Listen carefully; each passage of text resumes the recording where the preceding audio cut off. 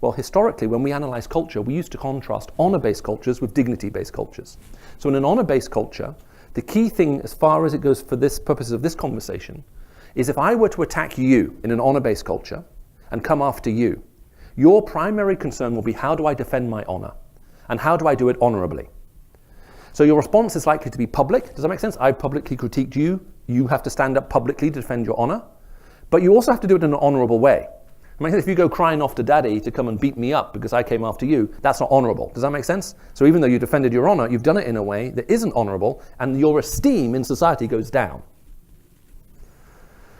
Now, we would contrast that with a dignity-based culture. Now, dignity-based cultures tend to be very different. They demand respect because of who we are, and if I come after you and attack you, you want to respond with dignity, to preserve your dignity. But that means you're unlikely to attack me publicly, because that wouldn't be dignified. If you're able to take me aside, sit me down in a chair and say, Michael, let's just sort this out, and you can resolve it privately with me, and then step out of that room and say to everybody else, everything's fine now, that would be seen as a dignified response. Does that make sense? You preserved your dignity and you responded with dignity as a leader, and therefore your esteem and your respect goes up. Now, it's important to understand that both of these cultures can have very strong negatives. It's not that they're inherently good. Honor killings are not a good thing.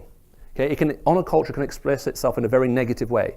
Dignity-based cultures can lead to cover-up. Does that make sense? Well, look, just keep the peace and let's bury all of this injustice and pretend it's not there. Does that make sense? Just to look good. And you're more interested in looking good than doing good. So there are negatives which are built into these systems. It doesn't matter which way you go. But there are some things that this honor, dignity paradigms have in common.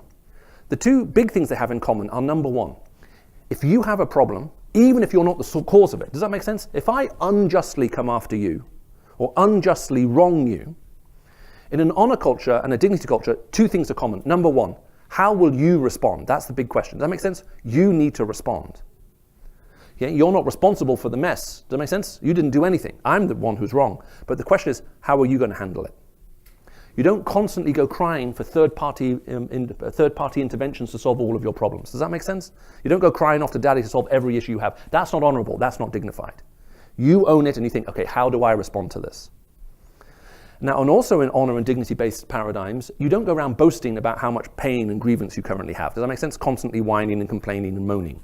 Okay, that's not seen as being honorable or dignified. Right? So they have those two things in common. But now we're increasingly talking in sociological circles about what have been called victim-based cultures. Now, victim-based cultures work very differently. In victim-based cultures, what happens is we allow the things where we have been wrong to become a core part of our identity. And we define and understand everything through that.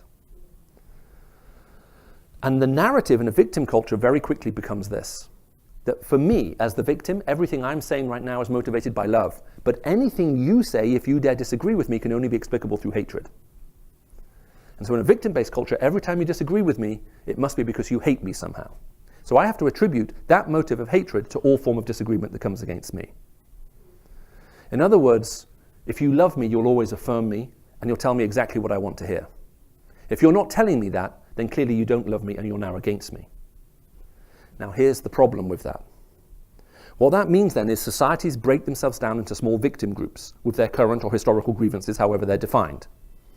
Right? And nobody's allowed to speak about anybody else's victim group unless you're a part of that group. That makes sense? As an outsider, you have to remain silent. But as an insider, you're allowed to speak. If you want to get co-opted onto the inside, you have to advocate that victim group's complaint more militantly and more vociferously than them. And if you do that, you'll be co-opted inside. You're now part of the in-group.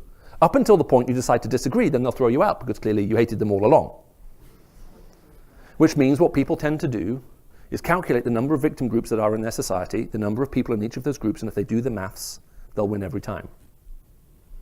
As a matter of fact, if you look around the world, take any issue right now in any political economy, anywhere in the world, and run it through this paradigm. And ask yourself, does it make more sense as to why we now see so much hostility right now? Because almost all of the drive for justice in our world right now is driven by anger and bitterness.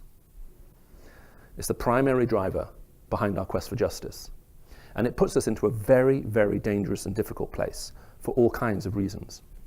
Now, psychologists, they call this process by which we allow these things to define us chosen traumas, which sounds very strange to an untrained ear. All that means is that a chosen trauma is allowing either something that's happened, it could be last week, last year, last decade, 1,000 years ago.